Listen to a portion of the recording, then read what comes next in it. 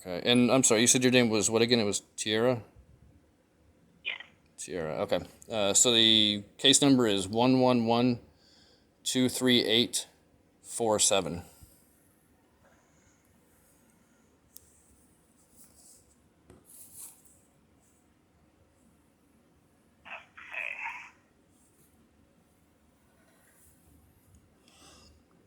And if you could please just tell me what the so-called resolution says. If you could read it verbatim. Okay.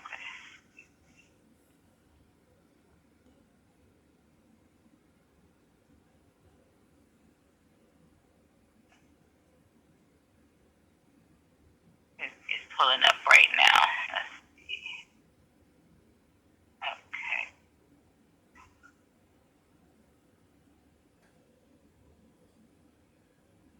Hold on. Let me go back to details. Okay. It says here, Powell was reviewed and determined to not be a verified concern. However, it is reasonable to believe, based upon certain details of the case, to include terminology utilized within social media posting, that the anonymous individual is internal to VHA. Based upon the predominance of evidence, we cannot substantiate. But What was the last part? We cannot what? the word is substantiate. Substantiate. Substantiate, yeah. Okay.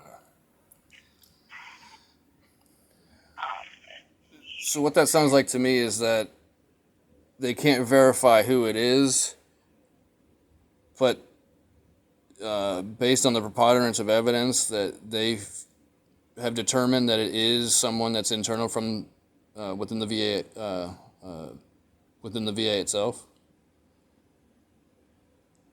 It just says here that based upon certain details of, it says it was reviewed and determined not to be a verified concern. However, it is reasonable to believe, based upon certain details of the case, to include terminology utilized within social media posting, that the anonymous individual, yeah, they said is internal to the VHA. So I'm not sure if they're saying that they were able to determine if that person was under the VA or not. Well, but I mean, it's very telling to put something like that in the so-called resolution by stating that you know, by wording it that way, internal to the VHA. If there was no connection, then they would simply say there was no connection, right? But because of the fact that they alluded to the fact that that this individual, this anonymous individual, is internal to the VHA, it means that they know for a fact that the employee works for the VA that committed the crime, but they're, it sounds like, refusing to identify the individual. So it's very convoluted because, like I said, if there was no connection, then it would simply say, we don't know who it is, and there is no connection to the VA. But it doesn't say that. The way it's worded is if it's like an attorney writing something down to obfuscate the truth, but not flat out deny the likelihood that the VA is liable by putting it in in that context about the I can't remember the exact words verbatim, but about basically the individual being internal to the VHA. That alludes to the fact that they know that the anonymous poster is part of the VHA. I just don't understand why they would allude to that if there's, they claim in there's not enough evidence to substantiate, or on one hand, it's, the preponderance of evidence seems like it is, and then they say that the individual is internal to the VHA, and then after the fact, what was that last part of the sentence? Something about substantiate? Yes. says here, based upon the preponderance of evidence, we cannot substantiate. Okay. See, that's a little confusing because a preponderance of evidence means that there's more than enough evidence. Unless I'm misunderstanding, I can look up the definition of preponderance. Say that again.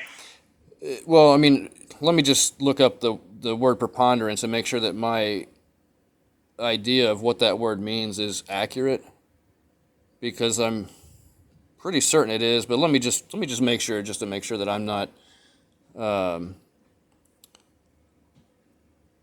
possibly misremembering a word, or maybe getting it, mixed up with another word. So let me just, so here, preponderance, superiority in weight, force, importance, or influence. The state or quality of preponderating or outweighing superiority in weight as preponderance of metal, superiority in force, influence, quantity, or number, predominance. So they're saying that the preponderance of evidence isn't enough to substantiate. Well, if there's a preponderance of evidence, there's more than enough evidence. That's what that word means. So what they're saying is, because of the overwhelming amount of evidence, they can't substantiate. That's kind of a contradiction. If there's a preponderance of evidence, then they should be able to substantiate. If there wasn't a preponderance of evidence, if there wasn't enough evidence to substantiate, then preponderance isn't the right word. Maybe this person doesn't understand what the word means themselves. But if you could please, just one more time, read it from the top, the resolution. Yes. So the resolution is, Cal was reviewed and determined to not be a verified concern. However, it is reasonable to believe, based upon certain details of the case, to include terminology utilized within social media posting, that the anonymous individual is internal to VHA based upon the preponderance of evidence we cannot substantiate. Yeah, see, this is very, very convoluted. I would not call this a resolution, because essentially they're admitting that it's, like I said, they're admitting that it's somebody within the VA, according to the resolution, but then trying to say that they're basically not going to provide any information about the individual, which, I mean, technically is obstruction of justice, because this individual committed a crime, and if they actually do work for the VA, then the VA has an obligation to identify this individual, and if they don't, that is called obstruction of justice. Now, I have a suspicion, as I filed this complaint or this grievance through the VA. Initially, I had a suspicion that the individual that made the comments may work for another organization outside the VA that employees of the VA had conspired with in the past, and maybe this individual worked for that organization. So, I mean, it's all quite possible that the individual does work for this other organization. And maybe because of the fact that these VA representatives that are doing these so-called investigations, clearly they don't understand the words that they're using, and they're providing in these so-called resolutions, and the wording that they're using is extremely confusing. But nonetheless, like I said, it still alludes to the idea that they're admitting, according to the resolution, that the individual does work internally to the VHA. The VHA is the Veteran Health Administration, correct? Say that again. VHA, yes, Veterans Health Administration. Yeah. So they admit that. I mean, I guess loosely based on the terminology that was used in the comments, but again, if it's just based on terminology, I mean, just because they use certain words doesn't guarantee that they work for the VA, right? I mean, would you agree with that? Mhm.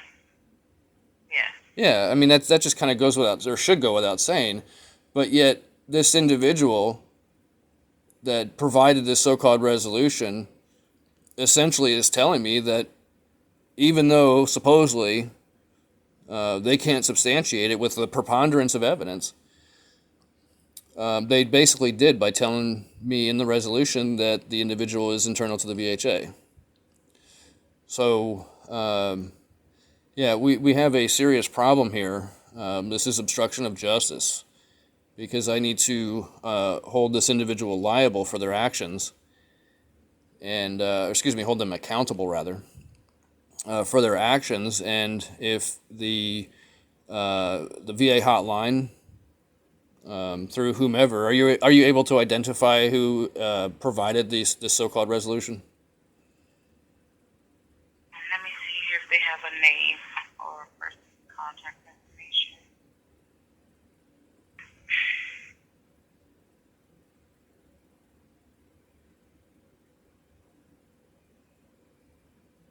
No, it just says,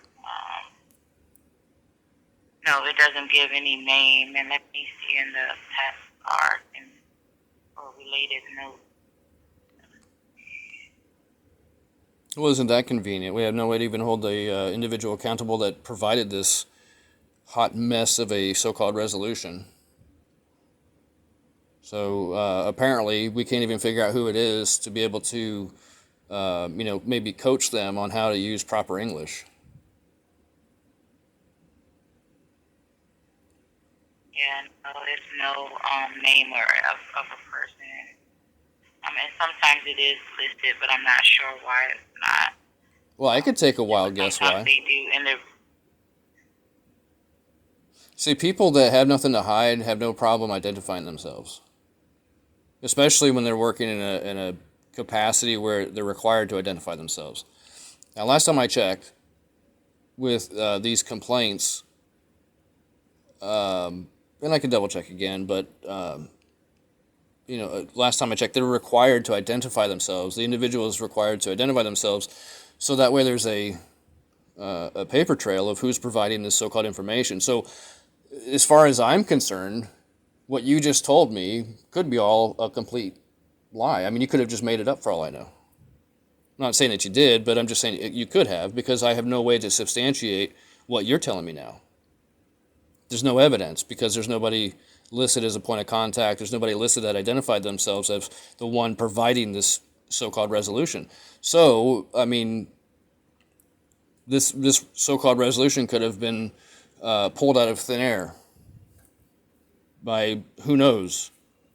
You know what I mean? So, how is that supposed to help me as a veteran resolve this situation? I am putting in a complaint call for you so that it can be reinvestigated to see what's going on. Well, the matter doesn't necessarily have to be reinvestigated. What needs to be investigated is who the hell this incompetent individual is that provided this hot soup sandwich of a so-called resolution and then didn't bother to identify themselves. Probably to, hide themselves or, from accountability. But that's typical these days. The VA doesn't seem to hold themselves, to any standards. It's probably why the whole thing is just getting worse and worse, because nobody really seems to care anymore. They say they do, but when the rubber meets the road, there really is no traction there, unfortunately. So interesting. Okay, so I guess at this point, it's safe to say that this matter is unresolved, and based on this individual's performance, whomever decided to provide this ridiculous excuse for a resolution, essentially they're completely incompetent. But we have no way to hold them accountable now because they're not identifying themselves. So is that normal? I mean, is it normal for people to not identify themselves when providing a so-called resolution to resolve VA-related issues? From what I've seen before, and it could all depend on the type of case that it is, but sometimes they do provide a contact information, sometimes they don't have it listed. Now, in the regulations for this protocol through the VA hotline and these complaints and how they're supposed to be handled in the regulations, does it require in the regulations that the individual providing a resolution is required to identify themselves? Here.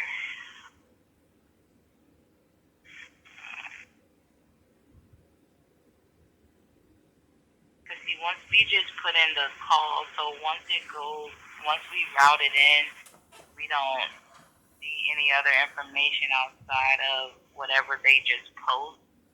So let me try to see if I can pull up something here that can maybe try to answer that question. I will have to place you on a brief hold to pull up this information. Yeah, if you could do that without hanging up on me like the last representative did, that'd be great. Okay, yeah, I'll make sure I'm on the line. I don't think the call will disconnect. Please hold.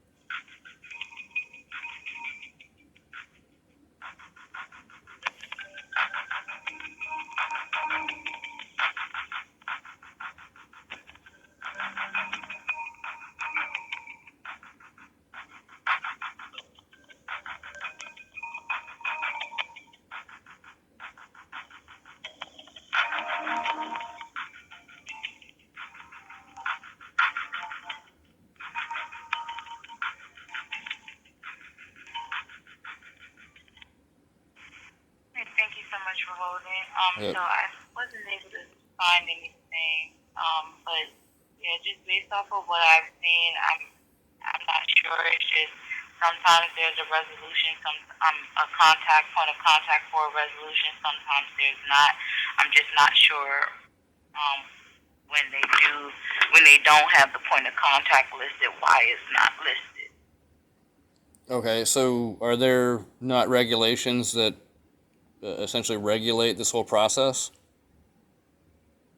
I couldn't find anything that showed if there was a regulation or a guideline that states that they have to have a contact information. I wasn't able to find any information on that. Interesting. If you could transfer me to a supervisor, so I could maybe ask them, they might have that information. Sure, yes, I'll get you connected over. Please hold. Do I have permission to provide your information?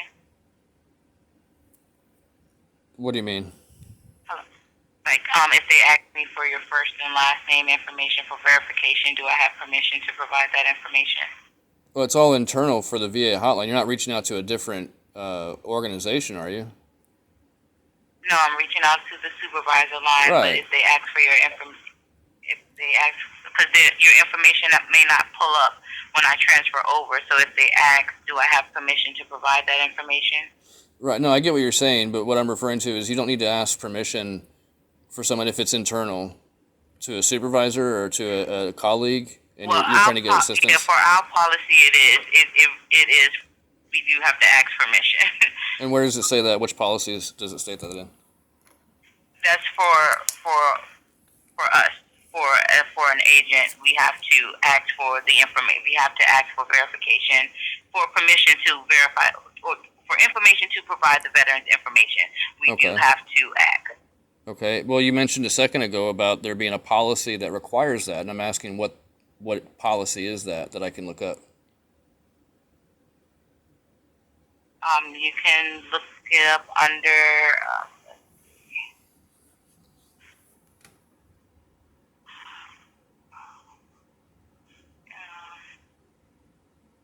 I have a link for our procedures here.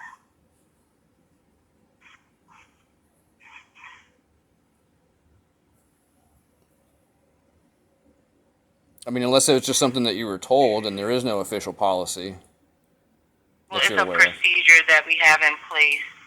During our training procedures, we were trained that whenever we have to transfer a veteran over, we have to ask for for permission to provide their information before we can transfer. Okay, and so just to clarify, was that something that you were just told verbally by your trainers, or was there, like, for example, were there, say like corporate It was like policies? we were like it's a training. Like when we were trained for the job, like we have a video and everything. Like we go through a whole training class and everything. Right. And with the videos and training that we went through, it was provided that if we ever have to provide a veteran's information, that we have to ask for permission first. Okay. So in that case, then, just for future reference, it's not necessarily a policy, because a policy would mean that it's written somewhere, and it's required to be abided by, essentially. Whereas it sounds like these are just guidelines, or I can't think of the word to use. It's different from policy. So in the future, I would just recommend maybe using a different word, because when you say policy, that should mean that it's written down somewhere and that it should be verifiable. Okay, my apologies for using that word. I'm going to connect over and see if I can get someone to assist you. All right, thanks. Please hold.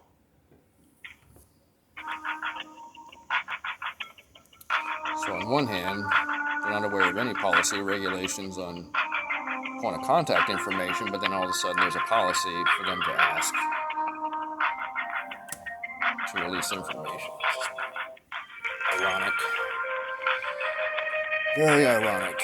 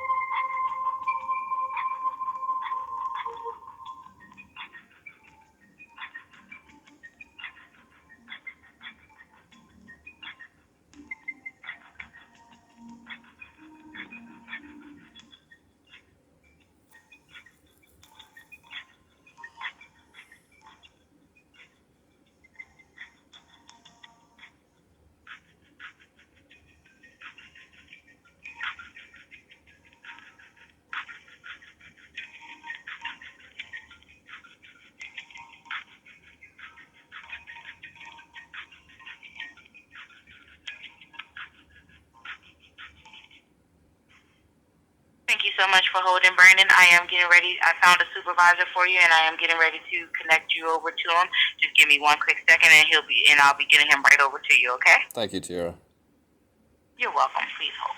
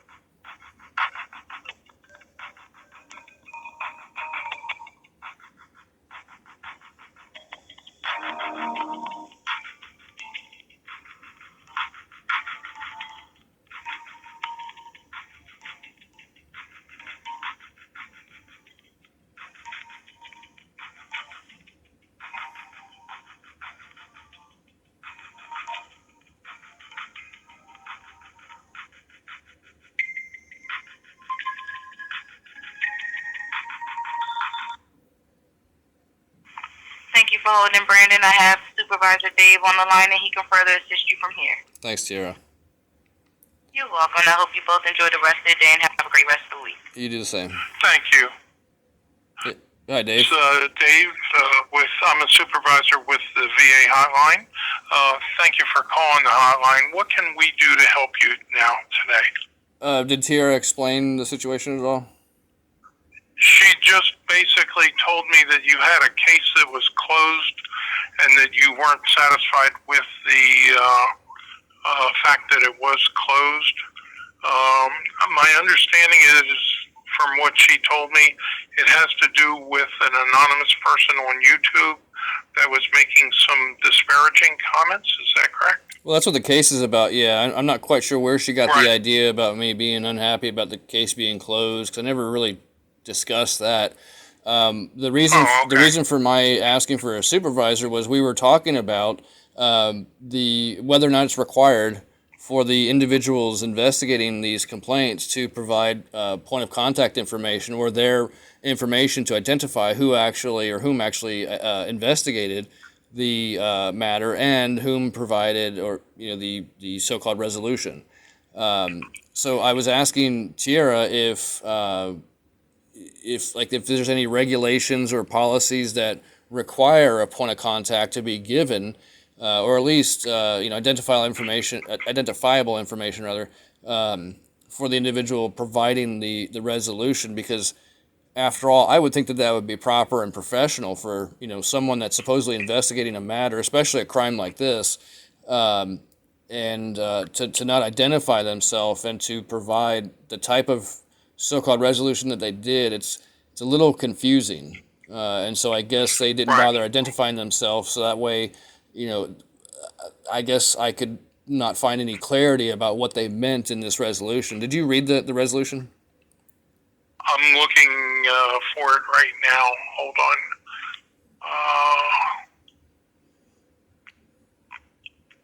There we go. I have it up. The resolution Yeah, if that they put in here. if you want to take a second and go ahead and read that, if you want to read it out loud or to yourself, Okay. It doesn't make a difference, but then we can discuss it.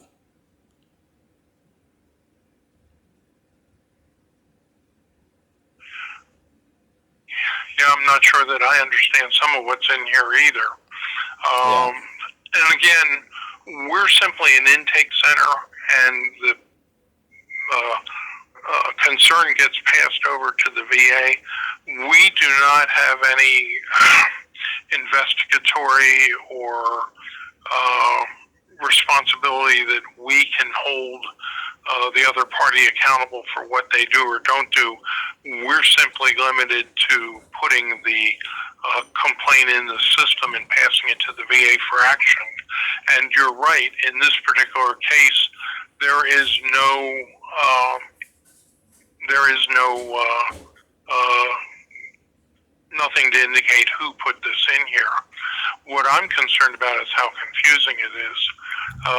It said basically in here that it is reasonable to believe, based on certain details, to include terminology utilized within social media, that the anonymous individual may be internal to the Veteran Health Administration. That's the side of the VA that handles medical care. Mm-hmm. Okay? But based on the preponderance of the evidence, we cannot substantiate the identity of the person. So I think part of the problem, I'm looking back at your notes when you called in, was that there's a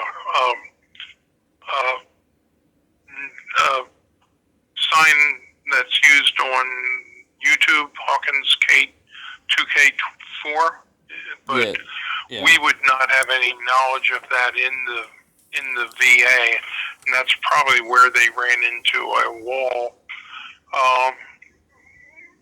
The fact that they're acknowledging that it could be a VA employee is based on the language and what was actually being said. They did go so far as to look at that, but the bottom line from what they're saying here is that they don't have any way of tracking it down to an individual. We don't even know what VA medical center this person would be at, so I can understand their concern about that. Well, Did it sound like it was somebody that was actually personally familiar with you? Or potentially. was it just general comments? No, potentially the in the comments that they had left, the way that they had worded it, they alluded towards there being some type of personal interaction potentially between myself and them at one point. And to be honest with you, between you and I, initially I suspected it was either someone that worked for the VA or someone that worked for another organization, a public servant from a different area that I had to deal with some out of control public servants, and I suspect that this individual may be part of that organization.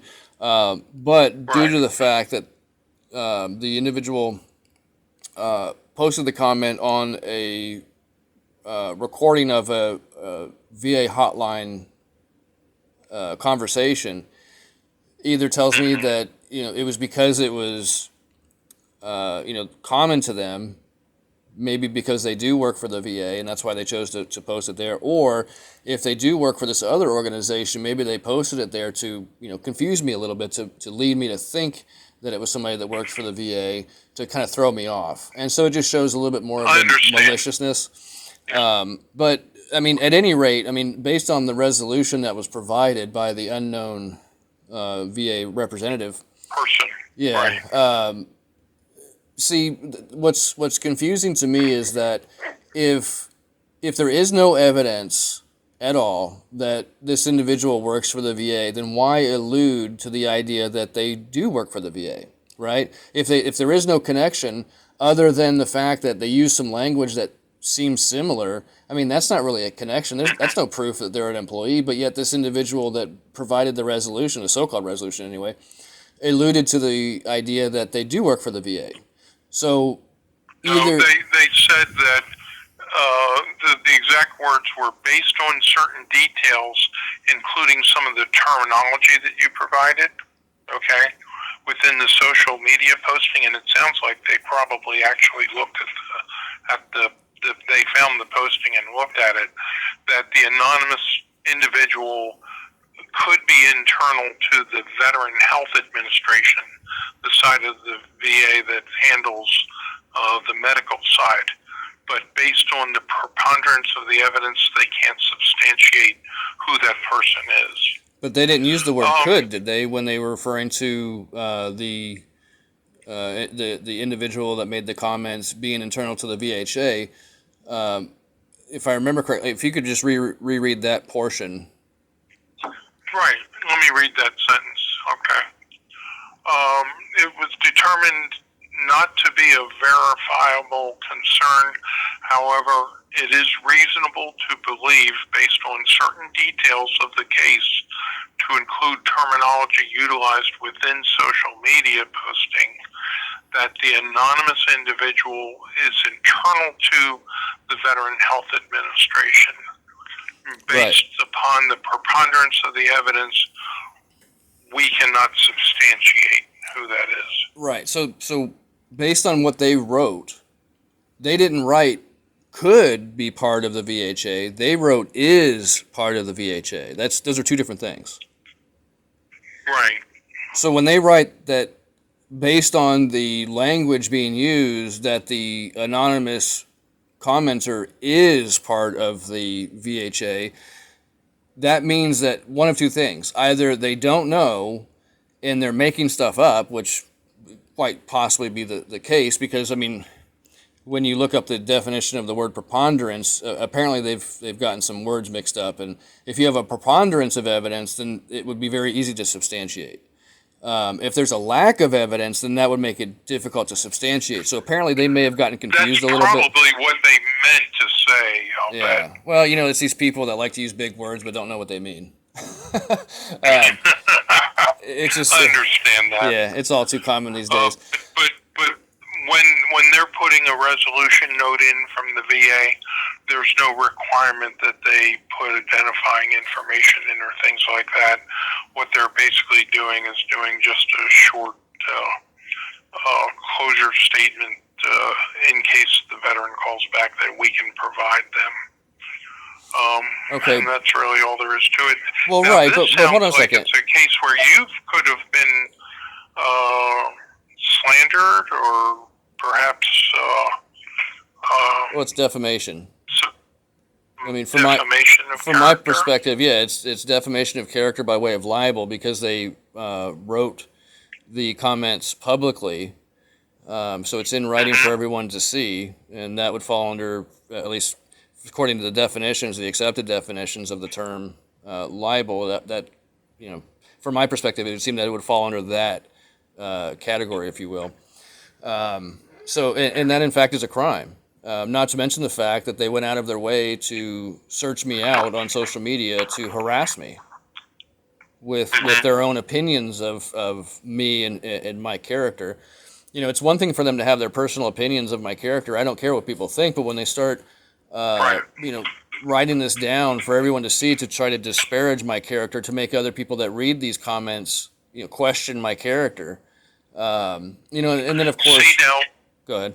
that has civil implications. Absolutely. I'm wondering whether the local law enforcement has a internet unit that might be able to actually go in and determine who this Hawkins 2K4 was. Well, they very well might might. have an ability. Yeah, they very well Yeah. might. But to be honest with you, I don't trust them at all.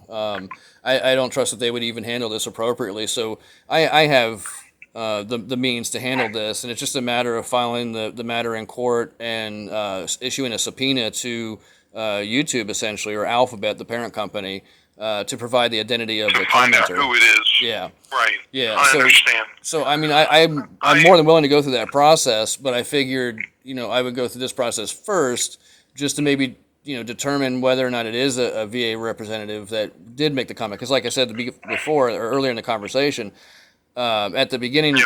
it definitely seemed like it was a VA representative, but like I said, I've had some interactions with people outside the VA that talk very similar to this commenter did, and so there's a possibility that they don't work for the VA, but I wanted to give the VA an opportunity to essentially clear the water, or to do their investigation internally, because if it is somebody that works for the VA, they should be let go immediately, because this is unacceptable.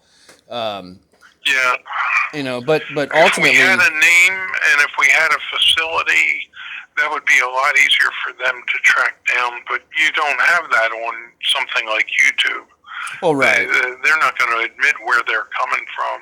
oh not openly, no, but between you and I, and previous complaint cases that I have filed regarding named individuals at identifying facilities, those issues have still gone unresolved as well. So, I mean, it sounds good and everything, but unfortunately, the reality of it all is that it's very difficult for for me, for whatever reason, a veteran like myself, to get resolutions when dealing with out of control VA representatives. And so that's another reason why I am inclined to think that it is a VA representative, because of the lack of accountability for these, VA employees, and the abuses that I've been forced to suffer at the hands of these people that want to be malfeasant and incompetent and derelict in their own duties. So, yeah, with that being said, like I said, bottom line is the resolution that was provided by the unknown individual doesn't actually technically resolve the issue, and if anything, by the wording that they used, it actually would seem that the VA may have some liability in this, if in fact it is a VA representative that they alluded to. Yeah, but they do say that it's an anonymous individual, okay? And they do say they cannot substantiate who it is. Well, right. Well, that's what they say. Hold on a second, though. Hold on a second. So that's what they say, but they also, sorry to talk over you, but it's just I had to interject this. So that's what they say, but then they also, in the middle there, they also state very clearly that that the individual is internal to the VHA. So why would they, I'm not asking you, but why someone would put that if there is no connection? See, that's what I'm saying. Like, if there is no connection, then that's they were basing it, trying to put all their gobbledygook into sort of a plain English. Some of the terminology that was used would lead somebody to believe that the person's in the VHA. Right. Because of some knowledge they had or words that they used, but they can't substantiate who it is that this person is anonymous. So, right. So could it be worded this way because of the fact that maybe they're trying to protect that individual and they don't want to reveal their identity to protect them? Or maybe that they're considering maybe that they think that that's VA policy to, not identify the individual. So on one hand, it seems like they allude to the, if that's the right word, the anonymous individual being part of the VHA. But then on the other hand, they make this statement that because of the preponderance of evidence, they can't substantiate. It's almost like an excuse. It's almost like a lawyer speak, where they're like, well, they are part of the VHA, but we can't substantiate it, meaning that we can't identify them. You know what I mean? So it's, to me, from my perspective. Now here's. Go ahead. Yeah, go ahead. I was going to say another issue here that could make a difference would be if YouTube can be made to identify who the individual is. Okay. Mm-hmm. And if we were able to determine what time of day these entries were being made on YouTube, if in fact this employee was doing this on VA government time when he was an employee, that would be cause for action by the VA. I see. So I'm just thinking that if they found out that he was doing this when he was actually on duty with the VA, then he has a culpability as a VA employee for doing something that's not in keeping with his job, much less with the care of veterans. Exactly. So that would be the one thing that might come out of the YouTube identifying who the individual is. I would say if you do come up with the name, let's resurrect this, and with the name, and you have a suspicion of which VA medical center it is, right? No, I do not. Oh, you don't? No, okay. Exactly. I thought you said it was somebody that had some familiarity with you. No, I said it seemed like it. Based on their comments, it seemed like we've had some interactions based on some of the things that they had said. But like I stated, that would be like this person that provided the resolution alluding to, because of the words and terminology that they use, that's ultimately by default means that they're part of the VHA. Just because people use certain words and terminology doesn't mean that they're a part of anything. That's no sign of anything. Right, it doesn't. Yeah. Right. So, but for them to allude we that, had a name that at least see if this person is a VA employee. Right. Well, if the individual who was doing the supposed and so-called investigation was worth her weight in really anything, but let's just say salt, they would have done a proper investigation.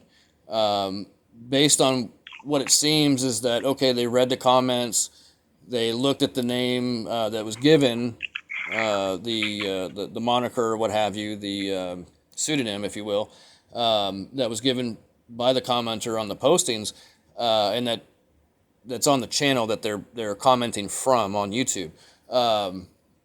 You know, if it was important to the VA to, you know, get to the bottom of this matter, then the VA simply could have reached out, or excuse me, a representative of the VA at some level could have reached out to YouTube or Alphabet, the parent company, and had a conversation with them about the situation to see if there's, you know, anything that they might be able to do to identify this individual to provide the identity. But instead, it seems like the VA is kind of like, well, you know, yeah, it seems like they're part of the VHA, or excuse me, they didn't say that, is part of the VHA, but because we don't know the name or whatever, you know, these semantics, we can't substantiate. So, Right. you know, I'm not willing to go that and far. I'll be honest with you, this probably was just a normal staff person that was assigned this to not a law enforcement officer or somebody with investigatory capabilities. They probably said, "Do you know a little bit about the internet?" And that's probably how they got asked to handle this. So they may have been a little limited in what they knew how to do too. Well, that's all definitely possible, but I mean, it begs the question, you know, is this actually helping veterans? If this is the kind of result, if you will, if you even want to call it that, that's being provided, you know, it's number one, it's not resolving anything. They provided information that I could have deduced. Right. You know, they really didn't do And much. at this point, we don't even know whether it's a VA matter or not. Well, right, but that was one of the main reasons that I was Yeah. reaching out because, like I said, based on the fact that they had posted the comments on a recording of a VA hotline conversation, and then by the language that was used, kind of like what the individual in the resolution was alluding to. You know, I'm not going to say that they are for a fact part of the VA, but I suspected that they could be. Right. You know, and that's the difference, and that's what I hate to harp on it, but it's, you know, coming back to that resolution. You know, that's if there was no connection, then the person that provided the resolution should have just said straight up, "There's no connection. We don't know who it is. Sorry, we don't know what to tell you." But they didn't say that. The way that they worded it was they alluded towards like they knew that they were part of the VHA, but then kind of made up some gobbledygook to you know, obfuscate the fact that they know who it is, and just said that they can't substantiate. Now, I mean, based on that last sentence, the preponderance of evidence, if there's a preponderance of evidence, then that means that there's more than enough evidence. So, I mean, it may be a Freudian slip even. That maybe they do know who it is, and they're just, you know, protecting them. And if that's the case, that's a bigger concern because that's obstruction of justice. That would be a serious matter if that was the case. Right. I'm not saying that it is. Just don't read it that way. Right. I'm not saying that it is that. I'm just saying that there's a possibility. There's a there, if you will, and that's concerning that it's even that the there is even there. It shouldn't be there at all. Right. So I don't know if this individual that provided. I understand where you're coming from. Right. So I'm trying to make sense of this because I don't see how anonymous so-called investigators providing confusing so-called resolutions or statements that are called resolutions that don't actually resolve anything. They just sort of kick the can down the road and put the you know, weight back on my shoulders when, if it comes down to it and I find out that this is in fact a VA representative, then, you know, say for example in the future, if that does happen, let's say hypothetically, looking back on it at that point, this individual that provided this so-called resolution won't be able to be held accountable because they didn't identify themselves. So if in fact it does turn out to be, just hypothetically, obstruction of justice, how was the individual that provided the information that obstructed the justice to be identified and to be held accountable if they're not providing their identifying information? So that creates another problem. So again, this is just hypothetical, but nonetheless, it's a serious concern, because if it could lead to this, that would be not only a serious black eye for the VA, so to speak, for lack of better terms, but it would just further substantiate and validate my position that I can't trust these VA employees. And I hate to say it in that way, generally, because I try to give everybody the benefit of the doubt and give them the opportunity to show me how they're going to act and if they're going to, do the right thing. But unfortunately, in my experience, an overwhelming majority of these employees aren't being apparently held accountable. And this is further evidence of that, when they're not even identifying themselves, so that way there can be a trail to lead back to find out, who did what and that sort of thing for a future possible investigation. See, it creates bigger problems and bigger question marks, because then all of a sudden, well, I've got to submit more subpoenas, and I've got to submit a subpoena to find out from the VA who provided this resolution, if that's even possible. See, so it makes it that much more difficult for me. Without a name, that's going to be close to impossible. With 400 plus facilities and probably in the neighborhood of about 150,000 employees. Well, of course, but let's be realistic. Obviously, with the information that I provided, the anonymous individual that investigated the complaint, essentially agreed with me.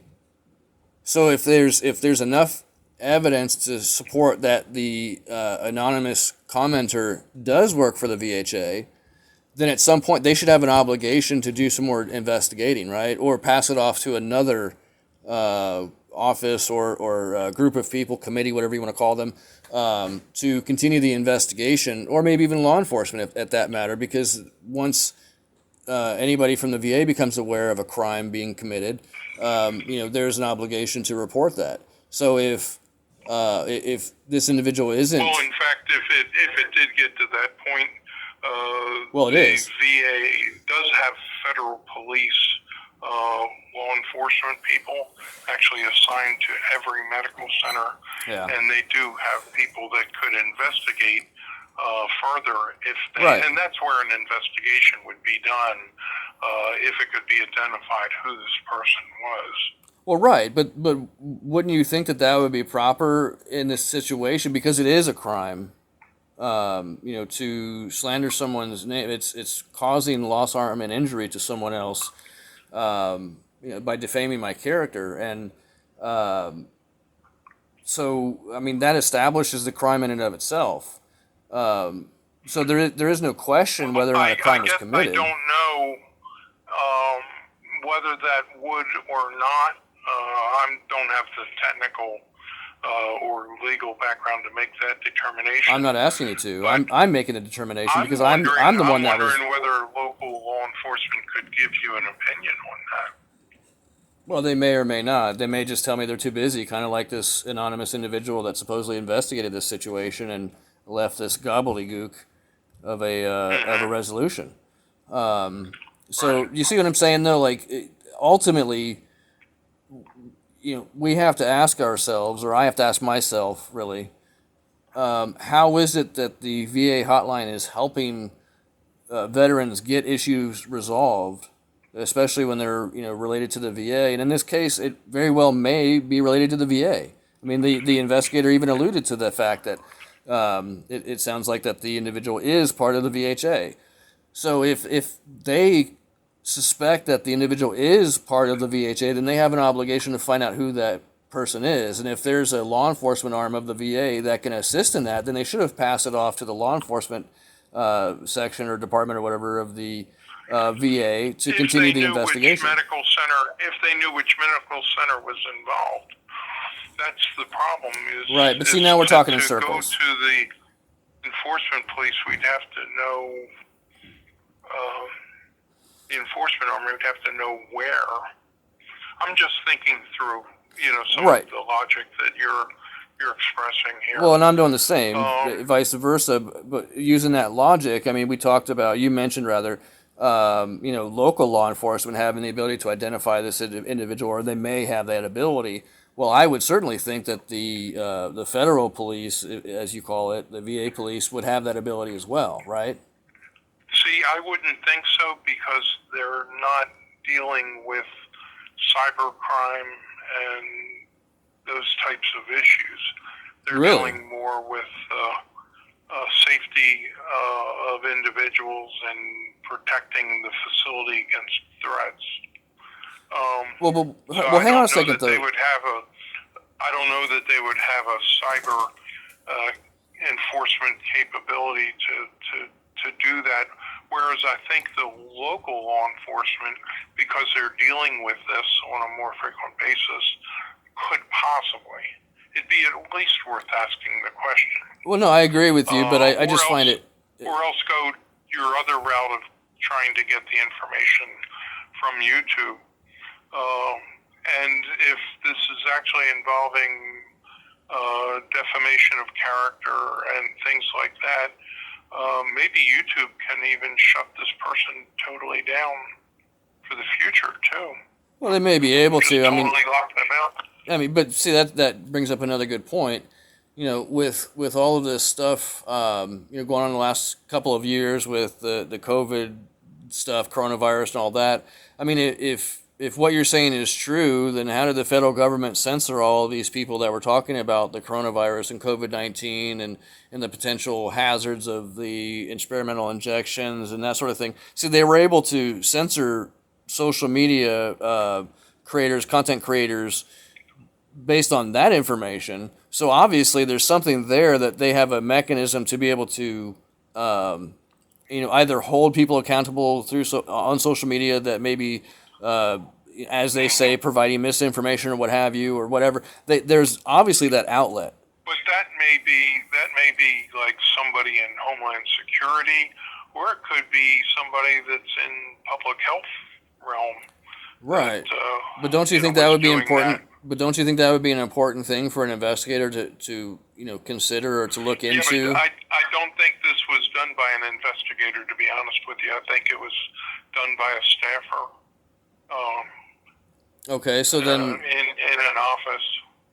So then the VA hotline is giving complaints that are possibly related to the VA to just staffers that aren't even qualified to handle the investigations. Is that what you're telling me? We give it to the VA, and then the VA decides where to send this and how to handle these. Again, we are simply an intake center. Right. We simply take in the concern, and I'm in the process of putting together some additional notes on your concerns based on our conversation, because I do want to have a record of this. Yeah, no, okay. I appreciate that. But with that being said, I mean, the VA really can't do anything at all, right? I mean, the VA is the organization that exists only on paper. It's the representatives that act on behalf of the VA that do certain specific things, right? So to say that you guys pass it off to the VA and the VA decides who to pass it off to investigate, that's actually an inaccurate statement, because the VA isn't actually an animate object. So it would be passed off to a representative of the VA, probably like VISN-10 group or whatever they're called. The representatives that work in that group. That would be my guess. But using these types of terminologies, it's very vague and ambiguous when you use terms like the VA, because the VA can't do anything by itself. It's just an entity that exists only on paper. So when you guys pass that complaint off, it goes to a VA representative. And then, but I mean, again, it's hard to tell really what the situation is, whether it's just straight up obfuscation or just confusion, or maybe you guys just don't know, or maybe you guys aren't allowed to provide that specific information. So it's just you guys are told to say it's we pass it off to the VA to keep it extremely ambiguous. If it was in our resolution notes, we could share it with you. We're not holding back. We're just sharing what is put in our notes, which is not meant to be a follow-up with us. It's just simply putting a note in there in case the veteran calls us back that we have something to share with them. Yeah, because nobody bothers to reach out to me, the one who filed the complaint, Right. to provide the resolution. No, it's up to me to follow up to find out what if anything somebody supposedly did regarding the complaint. So again, it comes back to the same question: how is it that this is supposed to help us veterans, or how is this supposed to help me more specifically?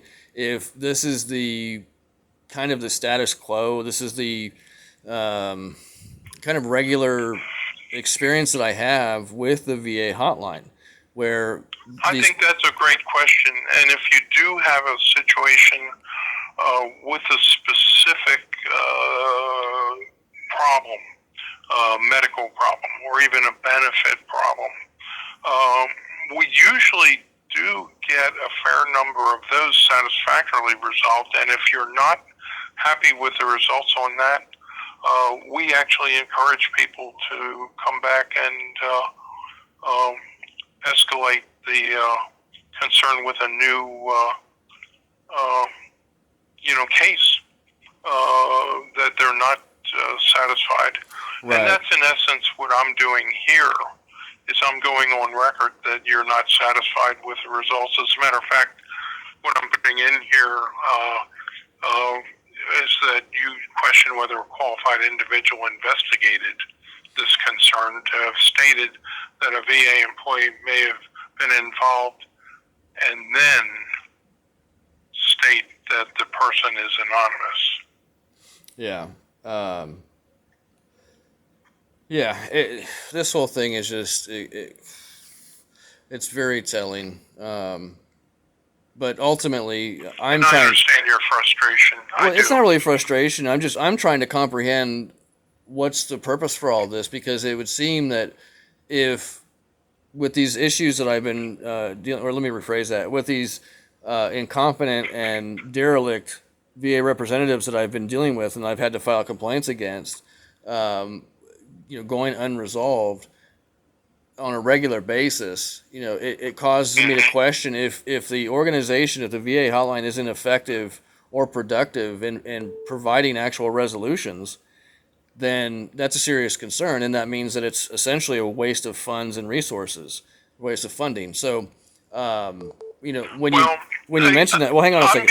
Let me finish. Please let me finish. Go ahead. So, with that being said, then, for you to say that, to escalate the matter, to open new cases, and, what's the point of opening new cases if the cases don't get handled properly, right?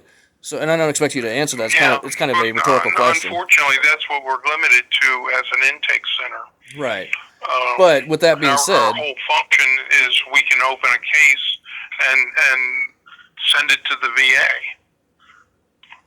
Right. But with that being said, doesn't that seem more likely that it's a matter of, well, hey, look, if we can get as many cases open as possible, then that shows that we're at least doing something. We're opening cases, and cases are getting closed. So it doesn't matter if they're effective or productive. On paper, it looks like we're busy and we're helping people out. So if the more cases we can have opened, on paper to show that cases are being opened and that cases are being closed on paper, well, then that shows, well, hey, we need more funding. So maybe it's a situation where it's just kind of like trying to squeeze the turnip, or squeeze the extra blood out of the turnip, or whatever the phrase is. Where instead of providing an effective and productive outlet to get resolutions for VA related issues, which is what the automated system says when people call in, but that's, from my experience, like I said, it's not the case. That's not what I'm finding as a result. I'm unfortunately getting the runaround. I mean, on another situation, as on a side note, I've been dealing with a refusal of care and service since September of last year by providers. I've identified the specific representatives. I have gotten them on the record admitting their dereliction. And also I have evidence and proof that they have failed to do their job miserably, but apparently there is no accountability for them. because this is still gone unresolved, and I'm at the point now to where I'm trying to deal with the Secretary of the VA, the OGC, and the other executive offices of the VA to try to resolve this issue, because the VA hotline has completely and miserably failed at being productive or effective in the matter. Again, I would take some deference to saying that we failed, because our whole purpose is basically intake, like I said before. Well, sure. We simply are the vehicle to allow veterans to express a concern, and we pass it to the VA for them to take action, because that's the way this whole office was structured when President Trump initially put it into existence. Back 5 years ago, 6 years ago. It's hard to believe it's been that long, but it has. But still, nonetheless, based on the Yeah. experience and the outcome, like I said, if something isn't effective or productive, if I'm trying to think of a good example. If I go buy a hammer, right, to set a nail into a piece of wood, and I go to use the hammer and the hammer breaks in half, I would be an idiot to go buy that same hammer again, especially if I go buy it and I go to use it again and it breaks in half again, and I go buy that same hammer again, and that's insanity, right? So if the company that I'm buying the hammer from can't provide a quality hammer that's not going to break in half when I go to drive a nail, then either I'm the You're idiot. not going to go back there. Well, right, Yeah. and eventually what that means is because they're selling bad products, that eventually that company will go out of business. But see, unfortunately, the VA hotline doesn't work in that same type of traditional sense as a business would, where your guys' products are the complaints. And so I guess when it comes down to it, it doesn't matter whether the complaints are being resolved or not. In this situation here, we can't even question the individual who provided this so-called resolution to even understand what they meant by it, because they didn't identify themselves. So it tells me that there's really no concern for accountability and really clarity, because they're able to provide anything, even if it doesn't make sense, and the case gets closed out, and then another case has to be opened. So therefore, on paper, it looks like, hey, look, there's cases being opened, there's cases being closed, without actually auditing the details of the cases to determine if that's even necessary. Because if the case would have been handled appropriately, there would be no need for a second case or a third case or a fourth case or so on and so forth. But again, the only reason... And that accountability rests with the VA, and you should have some recourse if you're not feeling that you're having your needs met. Unfortunately, the only thing we can do is open that case about your dissatisfaction. Right, and that comes to my last point, is that it's what I consider, and I've heard this term a lot over the last couple of decades, but the term is called compartmentalization. And I don't know if you're familiar with the term. Have you heard of the term? Yes, Okay. I have. Okay, yeah. So essentially, it's just compartmentalization, where we close each department off, or each office off from each other, so there is no internal communication. So therefore, it makes it that much more difficult to get to a true and honest understanding of what actually transpired, and in this case, providing a proper resolution. Because then you guys have plausible deniability to say, well, hey, we didn't take care of it. We passed it off. They didn't take care of it. But then who's they? Well, they didn't identify themselves, so I have nowhere to go to they. I just have to take your word for it. I understand what you're saying. Right. So in the case of VHA, Veterans Health Administration, we do get better details than that. We do get information from who in the medical center did respond on something. So in some areas we don't have the ability to require it. We can't make people do it, but some people do. Yeah, well, maybe that's something that should know? change. In the idea or under the Yeah, and that has to come from the secretary's office, or else from the veteran experience office, yeah. who can control what is being done out in the field. Well, I guess if they wanted to, I've reached out to both of these facets of the VA, if you will, the representatives that work in those facets, both the Secretary of the VA, Dennis Richard McDonough, as well as the Veteran Experience Office.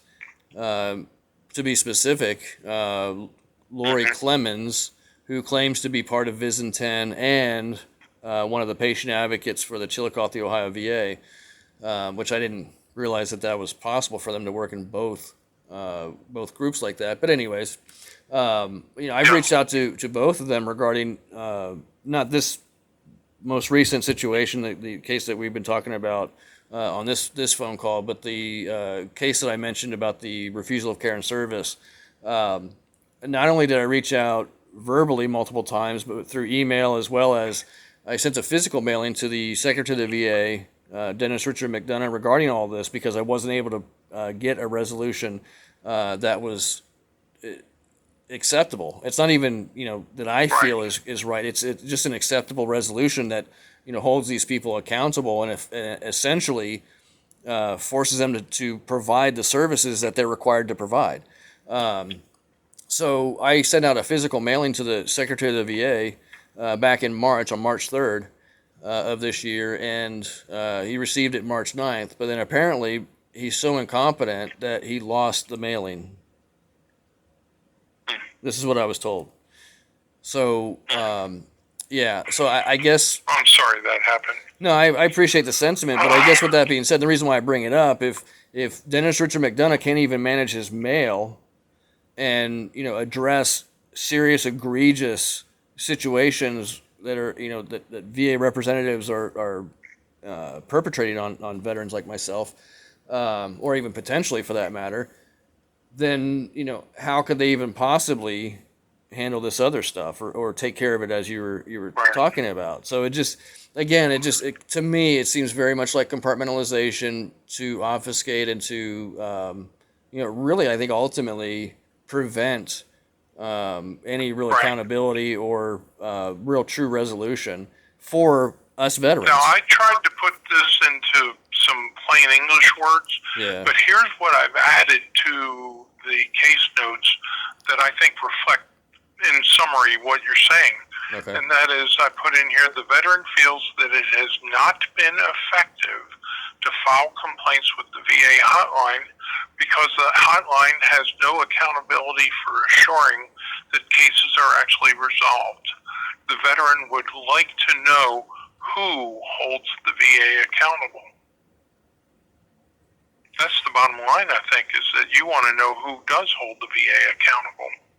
Well,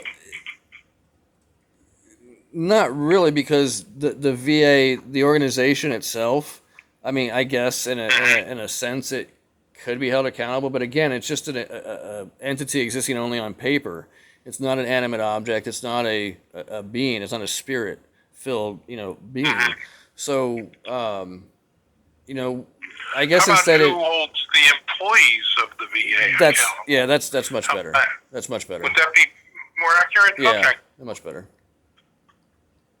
And realistically, it depends on every given situation, because in some situations I'm aware of who holds VA employees accountable, but in situations that I dealt with most recently, like I mentioned on the side note about the refusal of care and service and so forth, it seems like there's no accountability for these individuals, and it seems like there's no one at any given point through the so-called chain of command that any of these representatives are willing to hold these people accountable.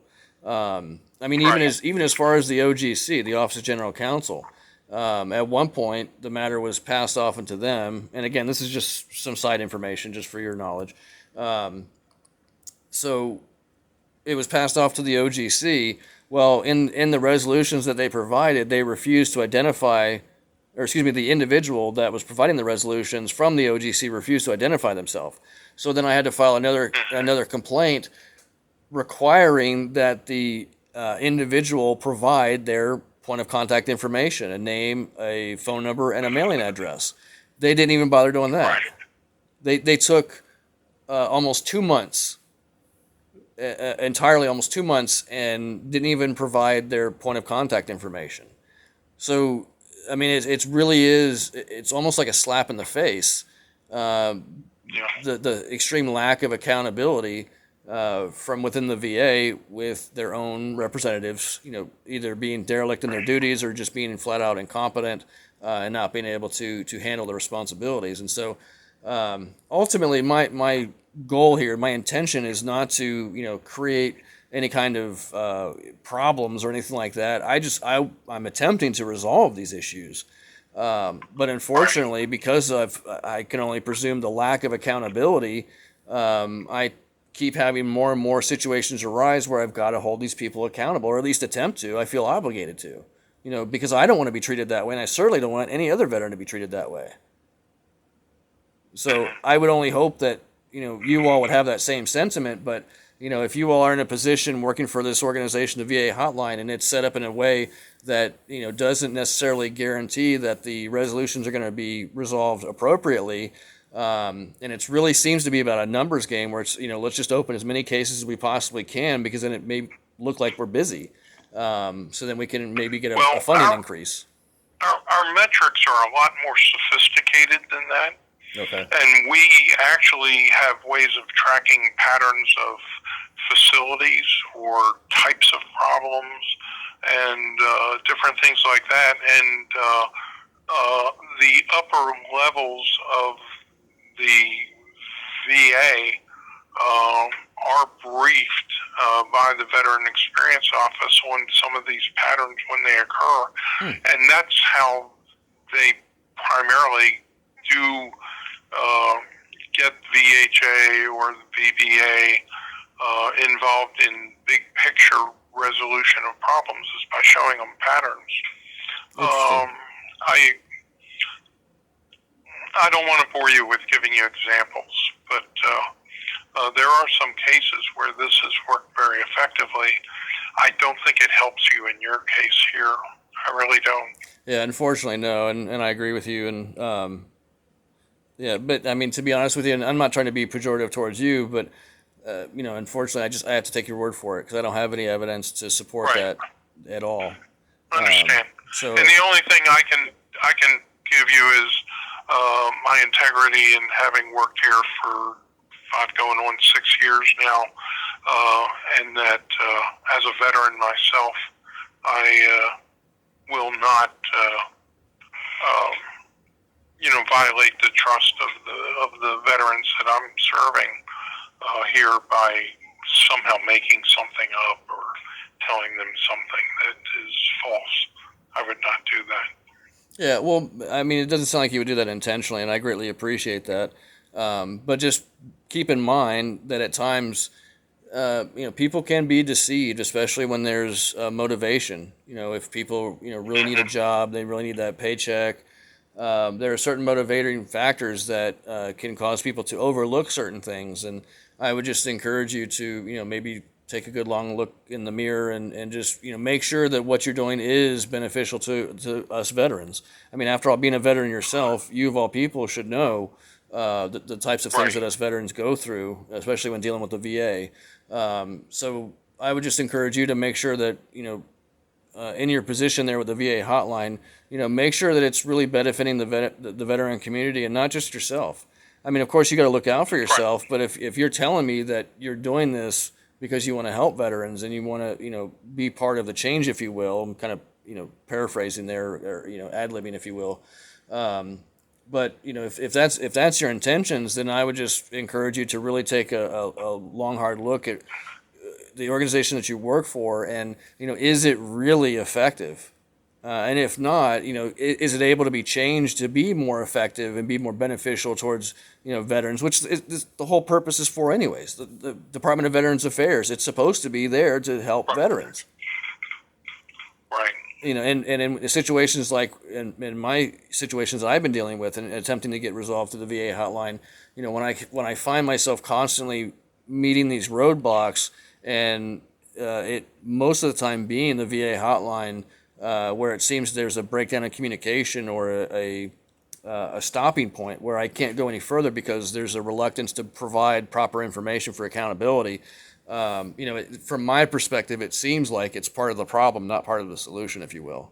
And so I would just encourage you to consider that. That generally should not be happening. You should be Yeah. getting good information on your personal health or personal benefit cases that are coming up. And I encourage you to not hesitate if you feel like, excuse me, I'm sorry about that. No, that's okay. You okay? Yeah, I'm okay. I will survive. Okay. Good. But in cases where you're not satisfied with what is being done for resolution, don't be afraid to ask us to kick the door open again and to follow up with an additional follow up on it, because that does sometimes have solutions provided.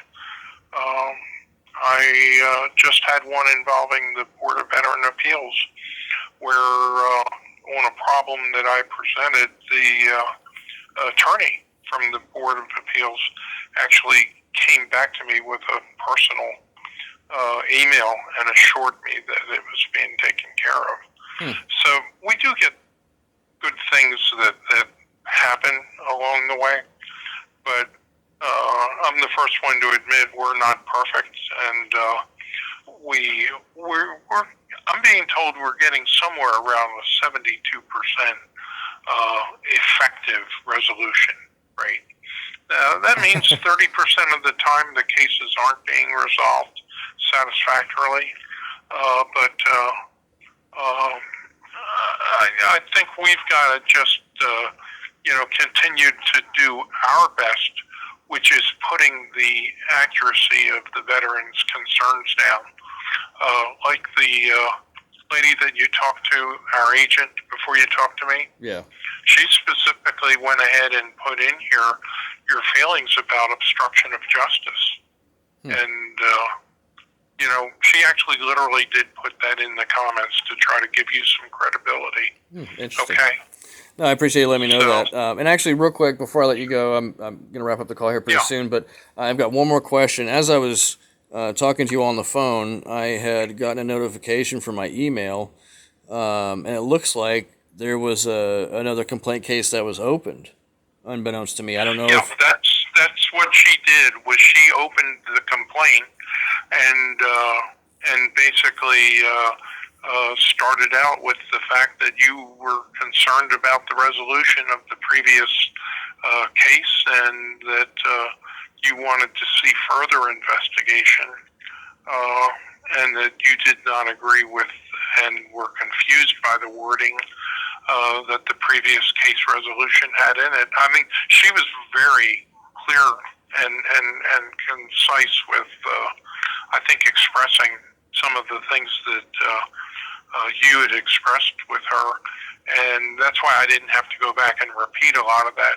Okay. I simply wanted to ice the cake with some summary statements that will get somebody's attention. Okay, no, I definitely appreciate Makes that. sense? Yeah, absolutely, and thank you for Yeah. letting me know that. I just, I guess for future reference, if you get a chance to talk to Tiara, if you could just let her know, maybe to make me or make the caller aware if she's going to do those types of actions, because I wasn't aware that she was going to open a Okay. new case. Yeah, she should have actually read through the notes with you, but She may have, she but might have been getting the pressure from you to connect to a supervisor that Yeah. might have cut her short from her normal protocol that she uses. yeah, no, I mean, no harm, no So- foul. I'm just maybe it's an opportunity for coaching and for her to do We'll a do little it. bit better on the next call. We'll do it. Perfect. All right, Okay. Dave. Well, thank you very much for your Well- time. I appreciate you. Yeah. And is there anything else that I can do for you before we part ways?